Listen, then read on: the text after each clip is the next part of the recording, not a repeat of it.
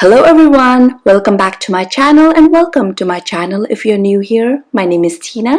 In today's video, instead of a DIY video, we have the grand opening of Panda Mart here in Toronto. The store is huge, it is massive, it was overwhelming with lots of supplies and products. Products ranges from stationaries to notebooks to hardwares to glasswares to kitchen items to beauty supplies to birthday supplies to sports supplies and even to furnitures and so much more.